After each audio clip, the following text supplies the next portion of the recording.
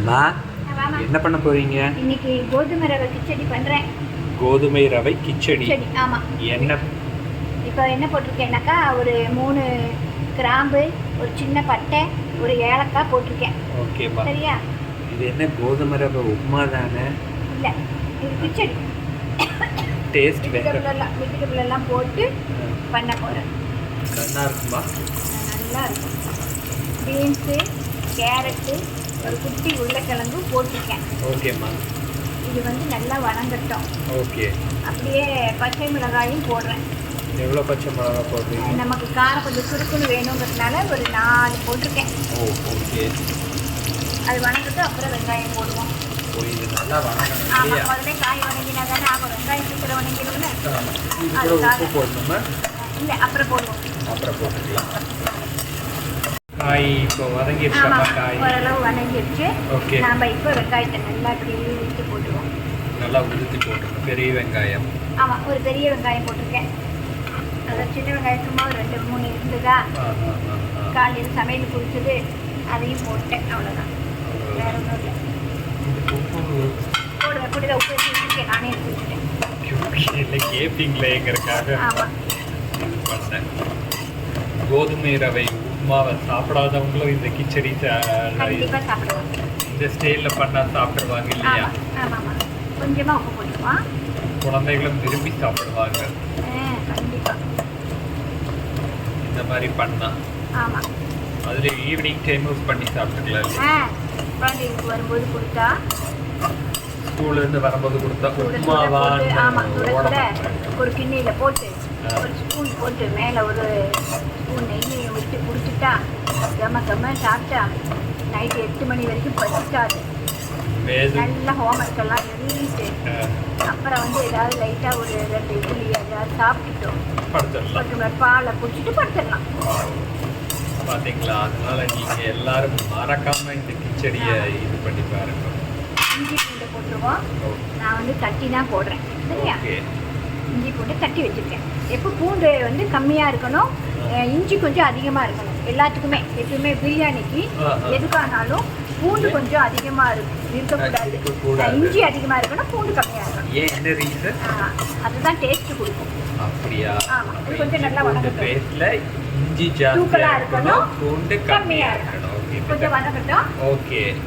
வதங்கினதுக்கு அப்புறமா காய் வெங்காயம் எல்லாம் வதங்கினதுக்கு அப்புறம், இஞ்சி பூண்டு எல்லாம் வதங்கினதுக்கு அப்புறம், இஞ்சியோட ராஸ்மெல் எல்லாம் போனதுக்கு அப்புறமா நான் ஒரு தக்காளி போட்டுட்டேன். ஓகேம்மா. தக்காளி நல்லா வதங்கட்டும். சரியா? ஓகே.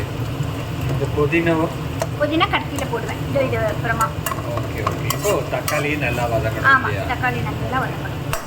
இதெல்லாம் ஏன் ஒன்றாவே போட்டால் ஒன்றா வதங்காதா? இல்லைம்மா, இது ஈரப்பதம் இருக்கும்ல தக்காளி, அதனால கொஞ்சம் தள்ளி போடு. ஓகே.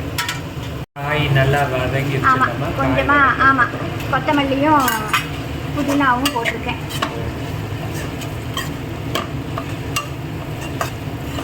சூப்பர். ஹெல்த்தியான கிச்சடின்னு நினைக்கிறேன். ஆமாம், அப்புறம் அதோட ரொம்ப டேஸ்டியான கிச்சடி. கண்டிப்பாக குழந்தைங்கள்லாம் இதுக்கப்புறமேல உப்புமான்னா ரொம்ப ஃபேவரேட் ஆகிடும். கண்டிப்பாக ஃபேவரேட் ஆகிடும். இப்போ ரவை எடுத்துருக்கேன், கோதுமை ரவை. இந்த கப்பில் 1.5 கப் காமிக்கிறேன். இந்த கப்பில் 1.5 கப் எடுத்துருக்கேன். ஓகேம்மா. இதை போட்டு கொஞ்சம் ரோஸ்ட் பண்ணிக்கலாம், அப்புறம் தண்ணி ஊற்றலாம்.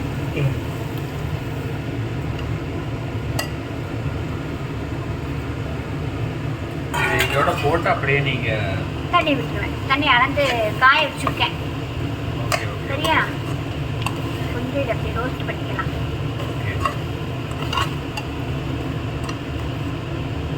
நல்லா ரோஸ்ட் பண்ணிக்கலாம். அப்படியே ரோஸ்ட் பண்ணிட்டு அதுக்கப்புறமேல் தான் தண்ணி விடணும். ஆமாம், யூஸ்வலாக மற்ற உப்புமாக்கெல்லாம் முதல்ல தண்ணி ஊற்றிட்டு அப்புறம் ரவை போடுவோம்.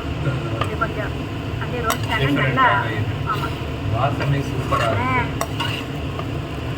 ஒரு டிஃபரெண்டான உப்புமாவாக இருக்கும். ஆமாம் ஆமாம், கண்டிப்பாக எல்லாரும் செஞ்சு பாருங்கள், மறக்காமல். கண்டிப்பாக செஞ்சு பாருங்க, டேஸ்ட்டாக இருக்கும்.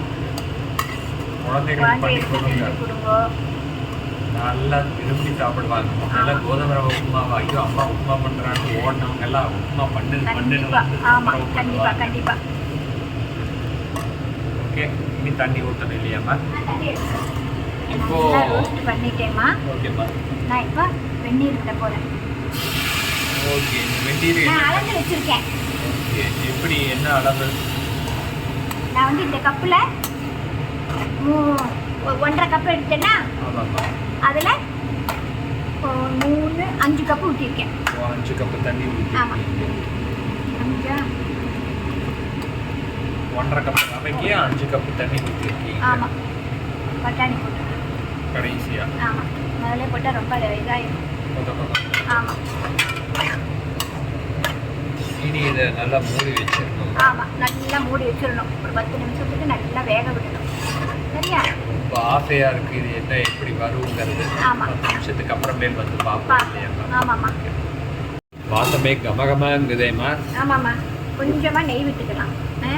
மேலாப்பில் எதுக்கு நெய் விடாமல் இருக்கப்படாதா? நெய் விட்டால் தான் டேஸ்ட்டு. 2 ஸ்பூனும் சொன்னீங்க, இது என்ன எத்தனை ஸ்பூன் இல்லைம்மா, இது விட்டுருக்கீங்க? குட்டி ஸ்பூனு பாரு. நெய் சாதத்துக்கெல்லாம் போட்டு குட்டி ஸ்பூன் போட்டிருக்கேன். Okay, இதுக்கு okay. விடும்போது கொஞ்சம் பெருசாக விடணும். அதுக்காக இந்த பாரு, அதுக்கெல்லாம் உப்புரியாக வந்துருக்கு பாரு. ஆமாம். வந்துருக்கா? ஓ, சூப்பராக இருக்கா? சூப்பர் சூப்பர் வாங்க சூப்பர். வருதா? வாசம் கமக்குது, பசியை தூண்டுறது போங்க. ஆமாம், அவ்வளோதான். எனக்கு எப்போ உப்புமா ஊறுகாய் இல்லாமல் இறங்காது. இந்த ஐ திங்க் இந்த உப்புமாவுக்கு ஊறுகாயே வேண்டியதில்லை, கண்டிப்பாக. அப்படியே சாப்பிட்டுடலாம். ஆமாம், கண்டிப்பாக. குட். நீங்களும் இதே மாதிரி பண்ணி பாருங்க. நல்லா இருக்கும். குழந்தைகளுக்கு ரொம்ப ஹெல்த்தியும் கூட. கோதுமையே ஹெல்த்தி தான், ரவை. அதில் ஏன்னா இப்போத்த குழந்தைகள்லாம் கோதுமை ரவையா உப்புமாவான்னு 1 கிலோமீட்டர் தூரம் உப்புமா பண்ணால் ஓடிடுறாங்க. இதே இது நீங்கள் இப்படி பண்ணீங்கன்னா விருப்பப்பட்டு கேட்டு சாப்பிடுவாங்க இல்லையா?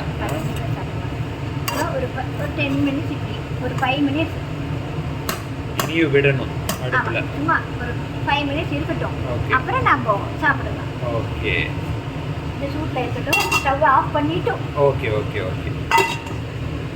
அம்மா என்ன பண்ணியிருக்கீங்க இன்னைக்கு நைட்டுக்கு? கோதுமை ரவை கிச்சடி பண்ணியிருக்கேன். கோதுமை ரவை கிச்சடி. ஆமாம், சூப்பராக இருக்கும். வாசமே சாப்பிடு, சூப்பராக உப்புமா இருக்கு. சொல்லாத. Okay okay okay. இல்லை இல்லை, அது வாசமே பசி எடுக்குது, செமையாக இருக்கு. ஆமாம், நல்லா உதிரியாக அருமையாக வந்திருக்கு. சாப்பிடு. வாசமே சூப்பராக இருக்கு. இந்த டிஃப்ரெண்ட்டான ஸ்டைலில் இருக்கிற இந்த கோதுமை ரவை கிச்சடி. எல்லா காய்கறிகளும் போட்டு பீன்ஸு, கேரட்டு, பட்டாணி, உருளைக்கிழங்கு எல்லாம் போட்டு கருவேப்பிலை, கொத்தமல்லி, புதினா, எல்லாம் இஞ்சி, போட்டு பூண்டு பண்ணியிருக்காங்க. எல்லாம் போட்டு சூப்பராக இப்போவே பண்ணியிருக்கேன். சொல்லிட்டீங்கன்னா அப்புறம் அவங்க லாங் வீடியோ பார்க்கவே மாட்டாங்கம்மா. அதனால் இது எப்படி பண்ணணுங்கிற லாங் வீடியோவோட லிங்க் கீழே கொடுத்துருக்கேன். அதை கிளிக் பண்ணி பாருங்கள். பண்ணி பார்த்துட்டு எப்படி இருக்குன்னு மறக்காமல் கமெண்ட் பண்ணுங்கள். நம்ம சேனலை சப்போர்ட் பண்ணுறதுக்கு சப்ஸ்கிரைப் பண்ணுங்கள், கமெண்ட் பண்ணுங்கள் எப்படி இருக்குங்கிறத. அப்புறம் வீடியோவை லைக் பண்ணுங்கள், ஷேர் பண்ணுங்கள். ஓகே, இன்னொரு வீடியோவில் பார்ப்போம். வீடியோ பார்க்குறவங்க கண்டிப்பாக. என்னம்மா பண்ணியிருக்கீங்க இன்னைக்கு? ரவா கோதுமை ரவை கிச்சடி பண்ணியிருக்கேன். கோதுமை ரவை கிச்சடி.